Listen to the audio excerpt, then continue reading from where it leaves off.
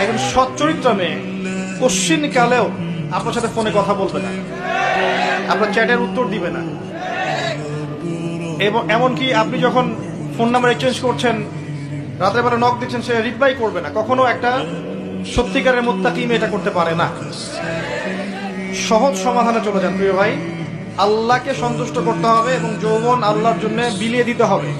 এই জন্য আপনাকে নামাজি হতে হবে, পড়াশোনা করতে হবে, হালাল রিজিক খেতে হবে। হালাল রিজিকের ব্যবস্থা করার পরে মেয়ে যদি পছন্দ হয়, কোনো মেয়েকে পছন্দ করেন, তার বাবাকে বিয়ের প্রস্তাব দেন, তার মাকে বিয়ের প্রস্তাব দেন, সাহসিকতার সাথে কাজ করেন, সাহসের সাথে যান, মেয়ের হাত চান। যদি মাশাআল্লাহ মেনে নেয় আলহামদুলিল্লাহ, যদি না মেনে নেয় আপনি জোর করেন না, আপনি ফিরে আসেন।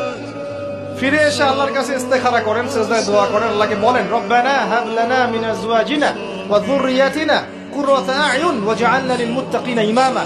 আল্লাহ আপনাকে এমন উৎস থেকে রিজিক দিবেন ইনশাআল্লাহ আপনি কল্পনা করতে পারেন। তখন দেখবেন সত্যিকারের খাদিজা, সত্যিকারের আয়েশা রাদিয়াল্লাহু আনহুমা, তাদের মতো স্ত্রী আপনার ঘরে চলে আসছে ইনশাআল্লাহ।